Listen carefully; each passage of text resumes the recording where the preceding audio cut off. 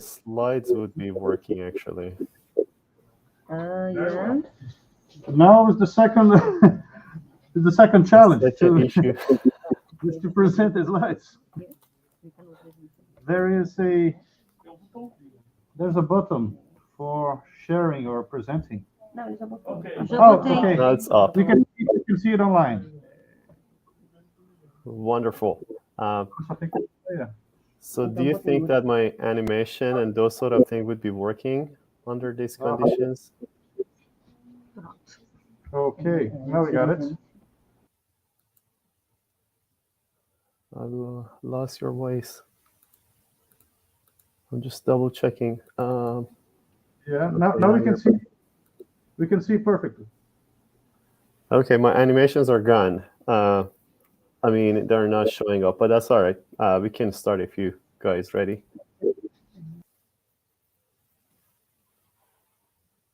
Of the second seminar week of Behzad Recovery Laboratory, I'd like to introduce you to Professor Behzad Ghanbarian from Kansas State University. Professor, thank you very much for sharing your time with us today. And the floor is all yours. Please. Thanks so much. Well, thank you. Thanks for the introduction. Can you hear me perfectly well? You are muted. Can you hear me? I'm just double checking. I cannot hear you back. If you show me the green light that you can hear me perfectly well, I'll move on.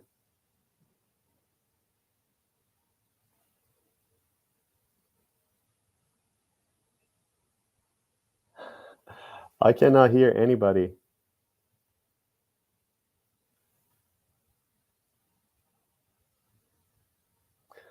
Since I'm not sure if you're hearing me, I'm going to wait and see.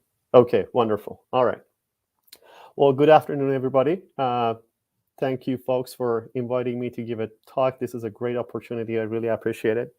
My name is Behzad Ghanbarian. I'm an assistant professor in geology department, Kansas State University. And I initiated Porous Media Research Lab a couple of years ago when I started my position at Kansas State. Today, I'm going to talk about scale dependence of permeability in porous media. So what I'm going to have first is showing the outline. First thing first, I'm going to talk about introduction, what other people have been found in the literature. Then I'm going to walk you through a theory from statistical physics called finite size scaling analysis. After that, I would be talking about if we can estimate the scale dependence of permeability, and at the end, I would have conclusions. So let's just start with the introduction part. As you know, and my equations are gone and so on and so forth. That's what I expected. My animation not working. Anyway, so what is permeability? That's the capability of a porous medium to let water or any kind of fluid move through that. It could be gas, it could be air, it could be water or oil, no matter. The capability is called permeability. People focus on different scales depending on their targets. It could be pore scale, and we have been running simulations at the pore scale to better understand how flow would be at larger scales. Some people focus on core scale, and permeability at the core scale is not necessarily equal to permeability at the pore scale, like pore network simulations, lattice Boltzmann simulations, which are literally limited to like several microns in size. Some soil physicists focus on lysimeter scales. That's going to be a column of soils, which could be like meters by meters in size. And some people, some researchers like petroleum engineers, they are mainly interested in reservoir scales. So they focus on field data and permeability at that scale. All the way from pore to core and core to field, if you take that procedure, we call that upscaling, because you scale up from whatever available at the smaller scale, and you try to figure out what happens at the larger scale. And the other way around, it's called downscaling. All right, well, why permeability? Permeability has broad applications in different research disciplines. When it comes to site remediation, for example, you need to calculate effective permeability. Transmissivity in groundwater is a good example.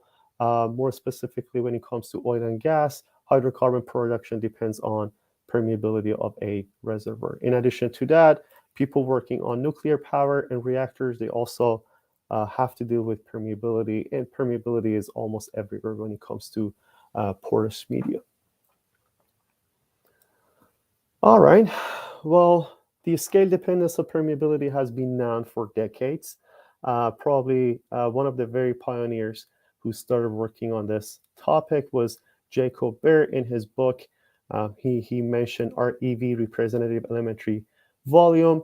The whole concept behind this image is if you have permeability or any other petrophysical or hydraulic properties of porous media, no matter if it is soil or rock, that property is going to be scale dependent, which means at a smaller scale, it's going to be pore size distribution, pore connectivity, those sort of things.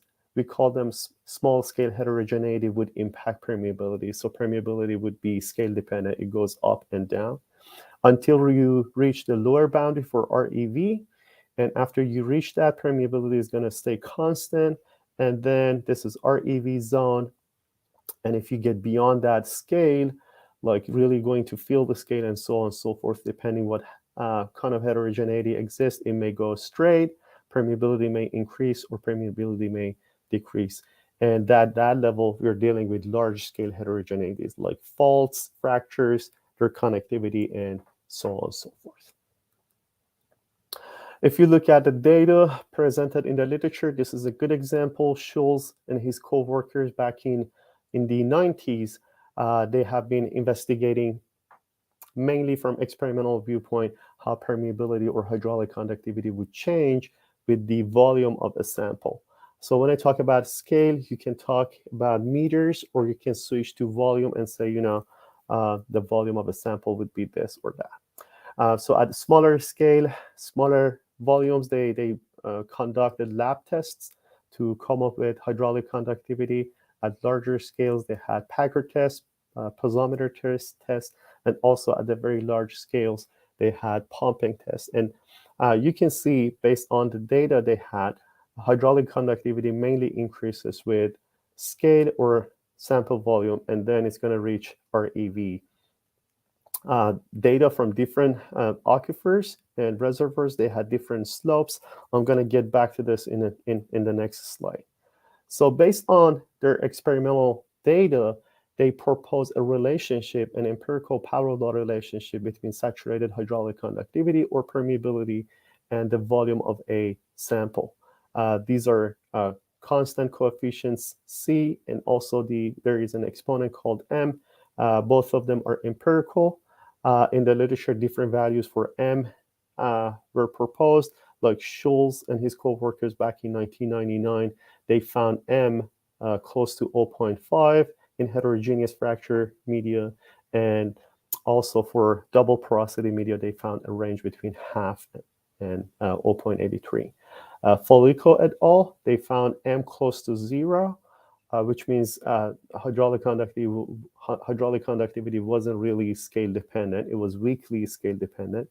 And interestingly, Iverson, based on soil samples, they reported actually M as a negative number, which means hydraulic conductivity would decrease as sample size increases. Anyway, the content of this relationship, this power law relationship, is empiricism.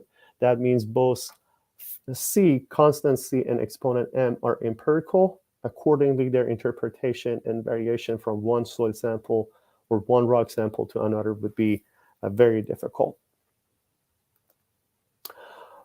Based on the literature survey, if you actually dig into the literature, you find different results. Like you see experimental data on the very left plot, hydraulic conductivity as a function of sample volume from different deposits in Slovakia, actually indicating, generally speaking, it's an increasing trend. There are actually results based on pore scale simulations, more specifically 2D lattices, and they had permeability as a function of network size, which indicates an decreasing pattern. And on the very right, you see some theoretical estimations coming from shale samples, and they proposed that hydraulic conductivity or permeability would be decreasing with the scale. So if you dig into the literature, there are different trends have been reported. It's inconsistent, and the objective of our study was investigating what really controls the scale dependence of permeability, and if we would be able to come up with a solid, powerful platform, theoretical platform, to address the scale dependence of permeability, no matter what the scale is like. So when I talk about scale dependency, I'm sticking to porous scale and core scale. So that's going to be small scale heterogeneity, pore size distribution, pore connectivity mainly. All right, so I'm done with the introduction. I told you why we needed to investigate the scale dependence of permeability. And over the past 5 years, I've been trying different techniques to address the scale dependence of permeability. Most of theoretical approaches available in the literature, like bundle of capillary tubes, perturbation theory, effective medium approximation, renormalization group theory, those are different theoretical methods available in the literature, but not all of them are scale dependent or cannot address the scale dependence of permeability. So we needed a solid theory to be able to address the scale dependence of permeability.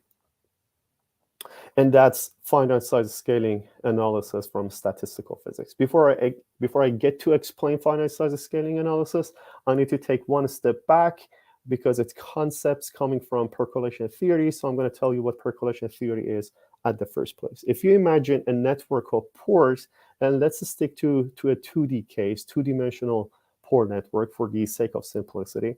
Remove all the pores at the first, okay, and you would have a network of nothing, just like what you see, and then start adding pores back to their original place with the order from largest to the smallest.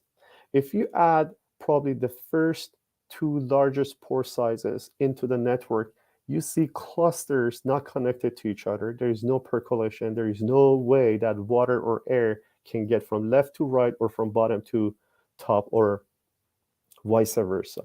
So we are still below the percolation threshold, which means the system is not connected. There is no macroscopic flow.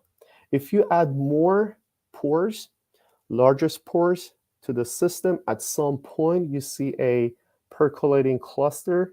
We call that sample spanning cluster would form. And this is the one connecting the left side to the right side. And as soon as you observe the sample spanning cluster showing up, that size, that caused such a thing, it's called critical pore size. And you would be at the percolation threshold, which means there are some finite size clusters, and also there is one sample spanning cluster, which makes the system fully connected. Okay, that was all about percolation theory. Based on percolation theory, you actually would be able to link permeability to the fraction of pores and its critical fraction, okay? In rocks and soils, that would be equivalently such a relationship, linking permeability to porosity and critical porosity. In other words, if you replace P, which is the fractional pores, with porosity, and P sub C with phi sub C, which is critical porosity, you can apply such a relationship to soils and rocks. T is a scaling exponent. Theoretically, its value is positive. Technically, it should be greater than 2 in 3 dimensions. However, if you have correlation in spatial correlation in your pore network, T can actually take some value less than 2. All right, well, such a relationship, K proportional to P minus P sub C to the exponent T, is valid whenever the system is infinitely large. So what happens if the system is finite? And you know that when you go to field, you won't be able to actually collect a huge sample, specifically if you're talking about a reservoir. So always your size, your sample would be finite. And you need to actually address the effect of scale. Back in 1971, Fisher proposed a relationship based on finite size scaling analysis to link permeability to the system size, which is L. F is a non-singular function. Nobody knows what that is, but I'm going to show you the beauty of finite size scaling analysis at the end. And nu is another scaling exponent whose value is 0.88 in 3 dimensions. One interesting thing is at the percolation threshold, when P is equal to P sub C, permeability would be independent of P and P sub C, and this relationship would actually switch to that simple power law relationship, and I'm going to apply it later. I'm going to show you that you can use this relationship at the percolation threshold to estimate what the exponent T would be like. Okay, all right. So in order to apply finite size scaling analysis, we needed simulations. And for the sake of simplicity, we decided to have pore network simulations that have been successfully applied in the literature for different phenomena like flow and transport in porous media. We generated 16 pore network models, 12 of which were synthetic. We call them synthetic pore networks, and 4 were based on Fontainebleau sandstones. So what we did, we numerically simulate fluid flow and permeability more specifically at 10 different pore coordination numbers, because we wanted to investigate if pore coordination number would have some impact on the scale dependence of permeability. And when I say we had 16 pore networks, they had different levels of heterogeneity, which means pore throat radius distribution was different from one sample to another sample. We tried to actually have a broad range of distributions. We also simulated at 5 different network sizes, started around 1,000 microns all the way to 7,000 microns. And if you ask why we didn't go beyond that, we had computation limitations in the lab. It's going to be really time consuming to run simulations. And the code we were using, that's pretty old, coming from Martin Blunt's research team, developed back in 2001. So it had limitations at the moment. Okay, well, here are the 16 pore networks. We generated the first 12 are synthetic, and the last 4 are based on Fontainebleau sandstones. You see pore body radius range for each network, also pore throat being indicated by RT based on microns.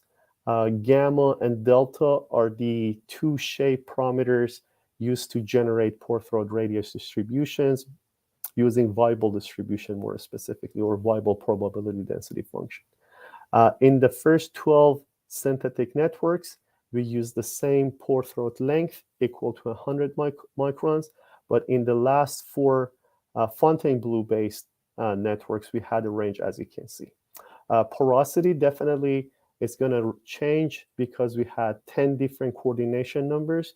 Literally, as coordination number increases, your porosity increases. So that's why you see a range for porosity for each network. I'm going to get back to that last column showing the results for T after explaining how we determine the value of T.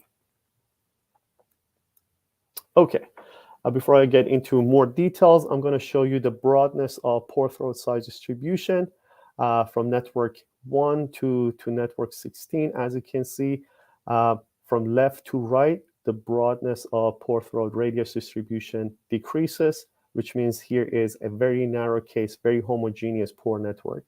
From top to bottom, from network 1 to network 3, the broadness increases, which means we have broader pore throat radius distributions for network 3 compared to network 1. For Fontainebleau sandstones, these are coming based on the data people had been reported, extracted from images. So we use the same data, and as you can see, they are pretty wide. Okay, all right. Like I said, we investigated permeability and its scale dependency at 10 different coordination numbers. One thing we found, and that was very interesting, getting back to the effect of small scale heterogeneity on scale dependent permeability, we found that at lower coordination numbers, as network size increases, permeability decreases. And that's the top 3 plots. we had literally a pore throat radius distribution on the very left, the middle one indicating pore body radius distribution, which is narrower than the other one. And at the very right, we have scale-dependent permeability, which indicates a decreasing trend in permeability. After increasing coordination number to 6, we found that for the same pore body, pore throat radius distributions, statistically the same, we found permeability would decrease as network size increases. So in the 12 synthetic networks, we found a transition from increasing to decreasing trend. However, for Fontainebleau sandstones, that transition never happened, and permeability was always decreasing as network size increased. And we found that such a transition depends on the broadness of pore throat radius distribution. So not only coordination number would have an impact on the scale dependence of permeability, but also the network size would be impactful. Okay, before we apply the finite size scaling analysis, we needed to figure out what the exponent T is, which actually has a huge role on percolation networks, percolation theory, and so on. That's a key parameter within the percolation theory framework. Okay, so like I said, this parallel law relationship would be valid only if you are at the percolation threshold or so close to the percolation threshold. How we knew if we were close to percolation threshold based on studies previously done, they reported that for coordination number 1.5, it should be either at the percolation threshold or so close to the percolation threshold. So what you see are simulated permeability as a function of network size at the percolation threshold, where Z is equals 1.5. So we fitted this power law. As you can see, we found a pretty good correlation between the power law and the simulations. R squared is 0.99. The exponent here, 2.727, is actually T over nu. Forget about that negative sign for a moment. T over nu is actually equal to 2.727. We know that nu is 0.88 in 3 dimensions. If you multiply this exponent by 0.88, you find T equals 2.4.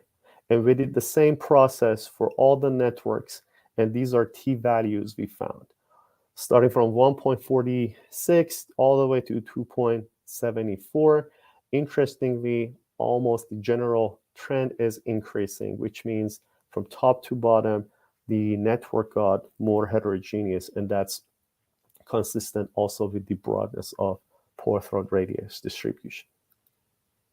All right, now I'm going to show you the beauty of finite size scaling analysis.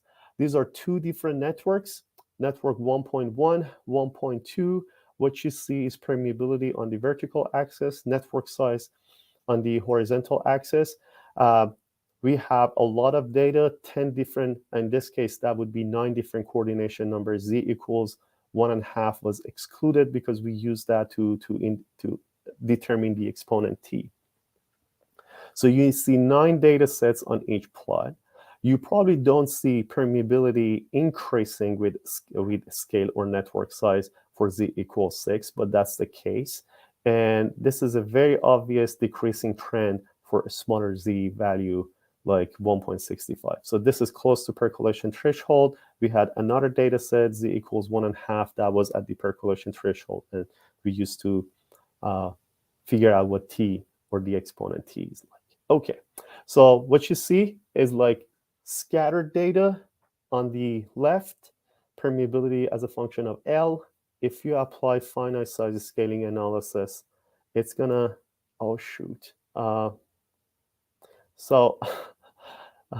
Obviously, because my animations are gone, those 2 other plots, they don't show up actually on my slide. But the beauty of finite size scaling analysis is, although I don't have those plots to show you, but all the data collapse beautifully together, which indicates a quasi-universal pattern. You know, all these 9 data sets, they are pretty scattered. After applying finite size scaling analysis, all the data sets collapsed together, showed a universal pattern, which indicates finite size scaling analysis is a powerful technique to address the effect of scale on permeability. On the other side, also finite size scaling analysis successful application indicates that all types of heterogeneity which controls the scale dependence of permeability were beautifully captured and implemented within the finite size. So all of them collapse together. We had the same results for Fontainebleau sandstone. I actually I decided to show you 4 different cases, but for all the 16 cases, we found the same results. If you want to check it out, there is a publication in Water Resources Research published in 2021. You can pull it up. If you couldn't actually figure it out, I would be happy to provide you a PDF of the paper. Okay, concluding remarks for the finite size scaling analysis, and then I'm going to move to the estimating the scale dependence of permeability. So we wanted to have a powerful, solid platform to address the scale dependence of permeability. And obviously, finite size scaling analysis is the solid theory we were looking for.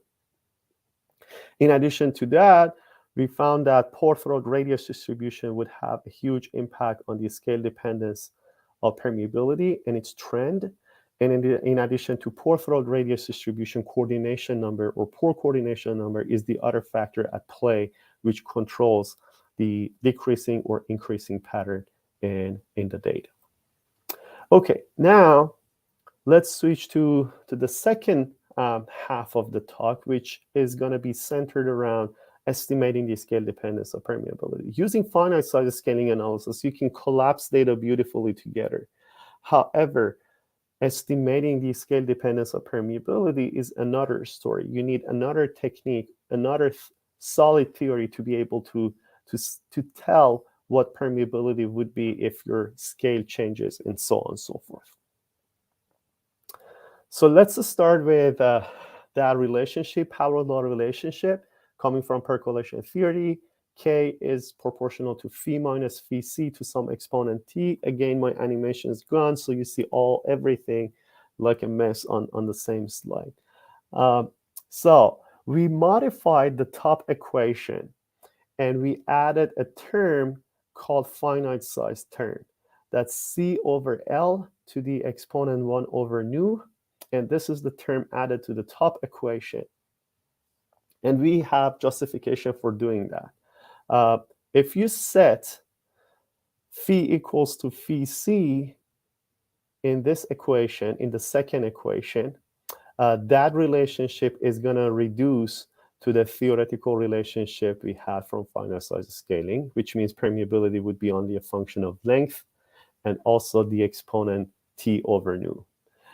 On the other hand, if in this equation, the second equation, you set L equals to infinity. In other words, if your system size is infinitely large, L goes to infinity, C over infinity would be 0. So that would be the same, the top equation, which is theoretically valid for an infinitely large system. So that kind of modification, that term added, actually has justification. In addition to that, we used that modification originally back in 2013 when we were working on tortuosity. We used the same trick. We used the same modification for tortuosity to be scale dependent. And at the moment, we had 2D simulations. What you see in the bottom equation, tortuosity is a function of porosity, critical porosity.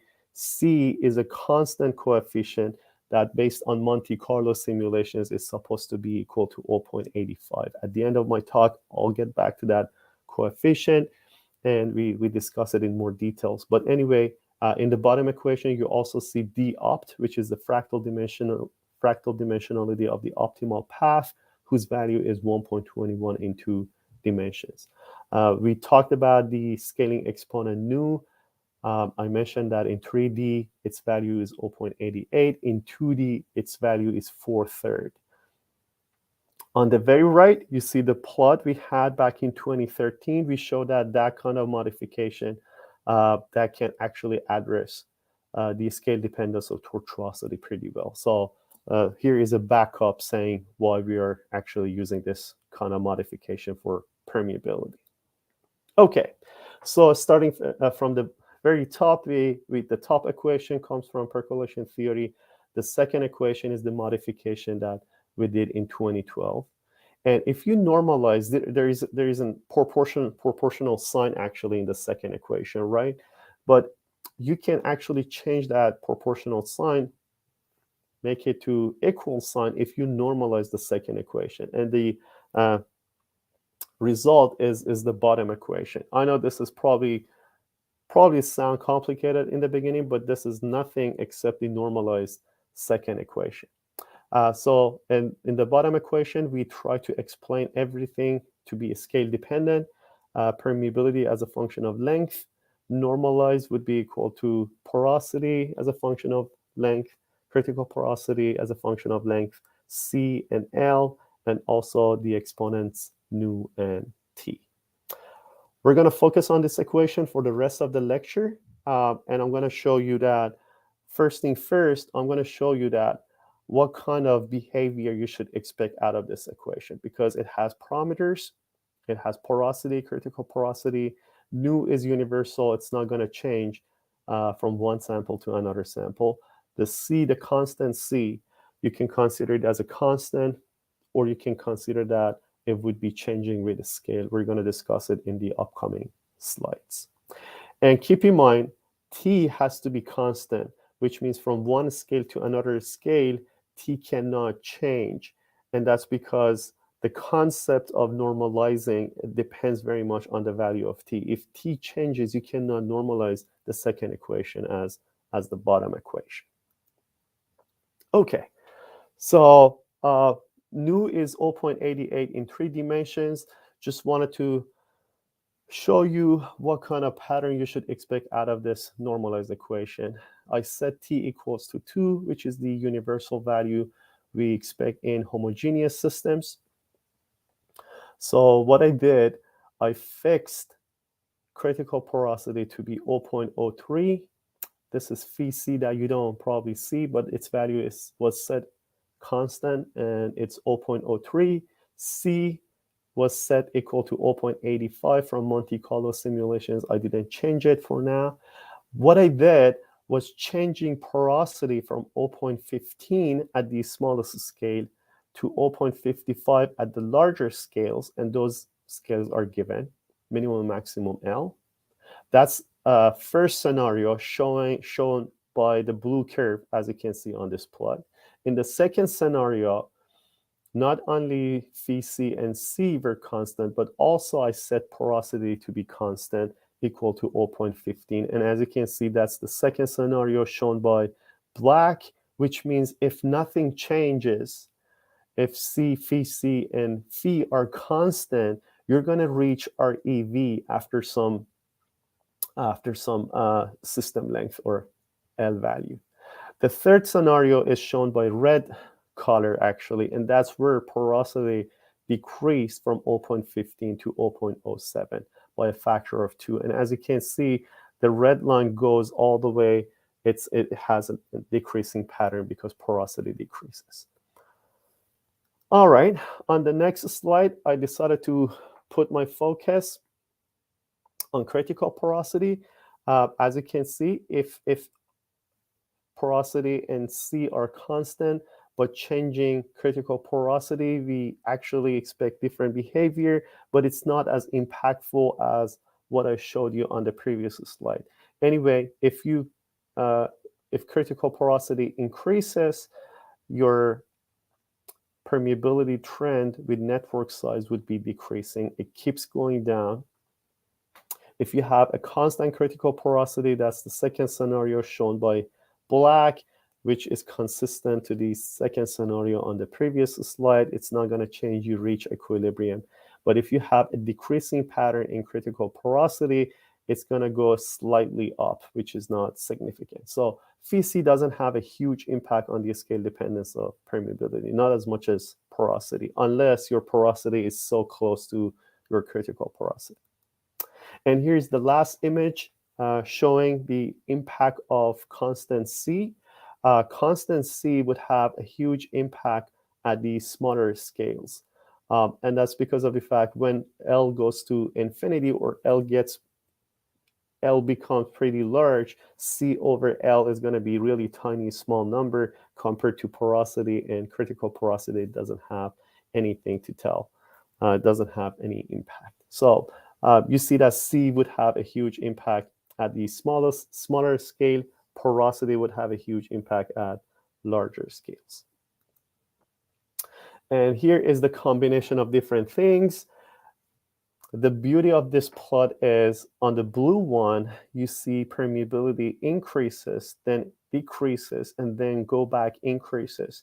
And that kind of pattern is because C, the constant C, would have a huge impact at smaller scales. However, porosity would have a larger, more impactful, more profound impact on the results. So you see going up and down, and depending how porosity changes with the scale, or C changes with the scale, it may go up and down all the way through if they don't get constant at the end. So you see that kind of fluctuating pattern that I showed you from Jacob-Burst plot, which means this equation is capable of capturing what happens in reality. I'm talking about all those fluctuations in data. Okay, we wanted to evaluate the model we had. So comparison with 2D simulations. These are simulations from Sahimi back in 1986. He had a 2D square lattice. Pore size distribution indicated by bond is pretty narrow, as you can see, followed Rayleigh distribution. And what he found was permeability decreases as network size increases. We digitized the data. We apply this equation, and unfortunately, my data points, or those simulation data points, they don't show up perfectly well on these plots. We assume that percolation threshold can be set equal to half. This is a 2D case, and this is where a network is infinitely large. That's not the case for sure, because those systems were finite in size. But anyway, after trying this equation, average relative error was less than 5%. If you correct for percolation threshold, if you use this scaling relationship shown in the middle plot, and correct for percolation threshold, A is a constant whose value is 0.3 for square bond percolation. And we know what that is. However, in rocks and soils in advance, we don't know what A would be like, and further investigations are required. But anyway, if you correct for percolation threshold, we got even more accurate predictions, less than 0.5%, which indicates that the theory works pretty well and is capable of being applied to other rock or soil samples. The last case scenario is wherever we use that simple power law relationship linking permeability only to system size. In the other two cases, we use this relationship. So it's a function of porosity, critical porosity, and also C. In this case, it's only a function of L. And as you can see, the effect of porosity is ignored. So average relative error jumped up to 12%. We also compared with 3D simulations. These are data from Gao, mainly tight sandstone from China. They imaged the rock samples. They got sub-volumes with different iterations. Unfortunately, my data do not show up actually on this slide. But anyway, what we did, we didn't know what T is. On the previous slide for Sahimi, we set T equal to 1.3, which is the universal scaling value from percolation theory. In these sets of simulations, we didn't know what T is, and we didn't have pore size distribution to estimate T. So what we did, we first plotted permeability as a function of porosity minus its critical porosity. We feeded the power law from percolation threshold from percolation theory. We figured what T is, and we used that T to predict the scale dependence of permeability. Again, data points are not showing well, but you can see, fortunately, the average relative error is still there. So we have almost 30% error, relative error in the data for this data set specifically. We also compared data from Berg et al. With our theoretical estimations. Again, by plotting permeability as a function of porosity, we figured out what T, the exponent, is. And then we used that T put in this equation. C was constant, 0.85. We didn't change C. Porosity was none, was given. Critical porosity was set as an approximation to 10% of porosity, and that's what I did in all simulations.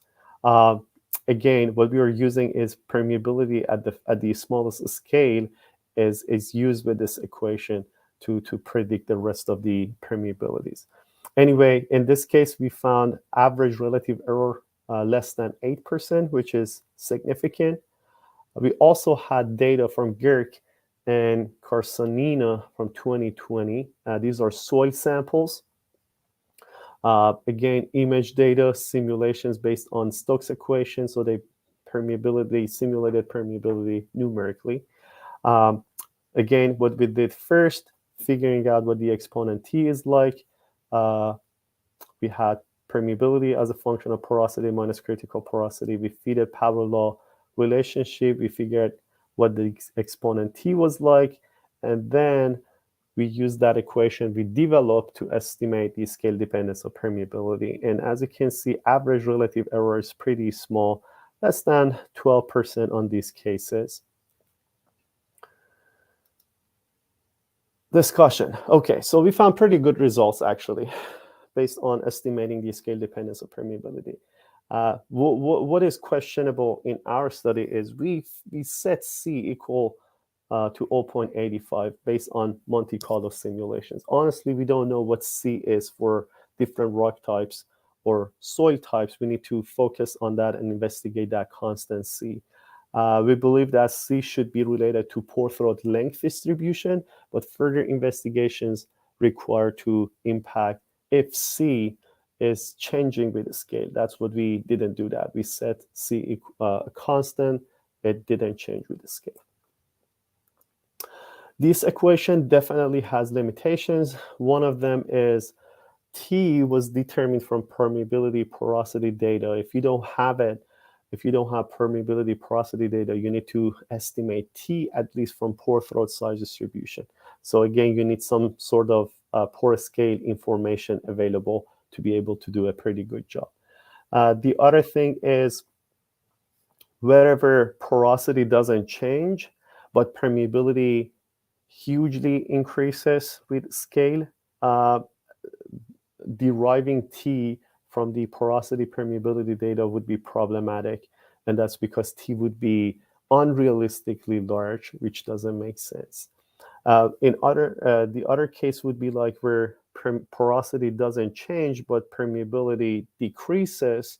And in such a case, the exponent T would be negative, and negative T values, or the exponent for the Kozeny-Kármán equation, people reported negative values in the literature.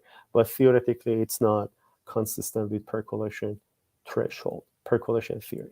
Concluding remarks, we developed a model. We modified the power law relationship from percolation theory. We added a term called finite size, and we demonstrate that depending on its parameters, C, phi C, and phi, it may have an increasing trend in permeability or decreasing trend with scale depending on its parameters.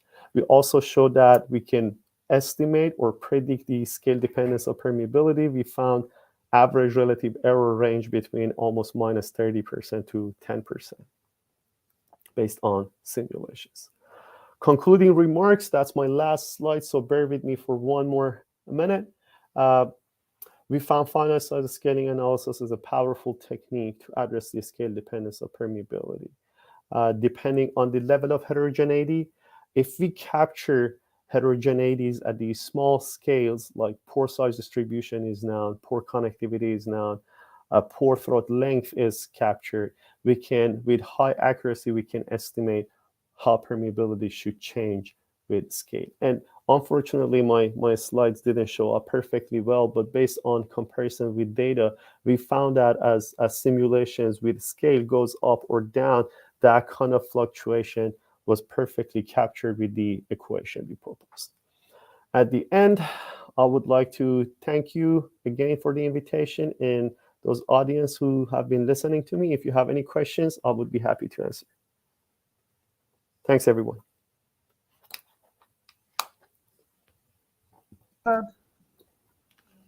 Hello, Behzad. Hi.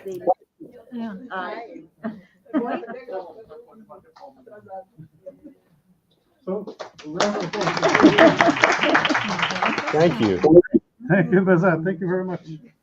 So we do have time for questions. I'll start first. Oh, so please. Tem que virar a câmera um pouquinho para cá. Hi, very nice talk, and I was thinking, because we are going to present our work tomorrow, and we do a lot of simulations with different size network models, but to determine dispersion coefficient in the asymptotic region, but we have to modify the networks that they have the same permeability and the same porosity to get the same dispersion coefficient. So basically, we are using some form of upscaling. It's not a very different size. It's about only 4 times. But we managed to do that simply changing the mean size of the pore and the mean size of the trough diameter. So C seems to be a function of those structural parameters, because we managed to get exactly the same K for the same phi without interfering that C part. And the networks are not too large, so we have finite scales. So what do you think about that? Well, I think you did the other way around. We started with pore throat radius distributions and those small scale heterogeneity, and we observed how it would impact permeability. However, sounds like you did the other way around, and you wanted to have the same permeability, so you had to manipulate your small scale heterogeneity by changing mean pore sizes to get the same thing. We are on the same page. We are addressing the same thing, but from 2 different perspectives. And they are along each other. So what we had in mind was what is the impact would be at the end on permeability if pore throat size distribution changes. We didn't want it to get the same permeability. However, we wanted to see how permeability would increase or decrease. But what you did is consistent with what we did and what we investigated. And obviously, small scale heterogeneity would impact permeability for sure, and also dispersion. The next step for us is addressing dispersion coefficient in systems and how it would change with scale. Okay, so do you think that C might not be exactly a constant? So it might depend on the details of the structure? Right. C is not definite. C cannot be a constant for all types of rocks and soils. We approximated C to be constant. It did work pretty well in the cases we studied, but C would be a function of pore throat length, the typical pore throat length. We haven't investigated that yet, but I believe that C would be a function of pore throat length, and we didn't have such information from none of the simulations we investigated. So there are definitely, this is just the starting point to address the beauty of scale dependence of dispersion and permeability. But yes, C is not constant. It may change from one scale to another scale. We approximated that to be constant. Okay, thank you. By the way, my name is Paulo. Also, Paulo. Thanks, Paulo. A gente tem uma pergunta da audiência. Okay. Dr. Elizabeth Braga is asking here how to use the method in rock plugs. We have the problem to compromise size of the sample and the micro CT resolution. Right. So good question, Betty. I would say if you can capture small-scale heterogeneity on core plugs, that's not going to be a problem. The theory actually works, should be working pretty well on different sample sizes, different rock types or soil types, different cases. As long as you would be able to capture small-scale heterogeneity, like pore size distribution, pore throat length distribution, those sort of information, even pore connectivity, you can apply the method and investigate the effect of finite size on permeability or anything else. Imaging would be a great tool because that would give you the opportunity to capture small-scale heterogeneity. I think we need to sit together at some point and talk about it in more details. Okay. Do we have any other questions from the audience? Questions? So, Behzad, thank you once more for your collaboration with the second seminar week of RAP. Of We are course. about time to start another presentation. So, if you want to stay with us, you're our guest. Thank you so Okay. much. Of course, I would be happy to do so. Thank you. See you later.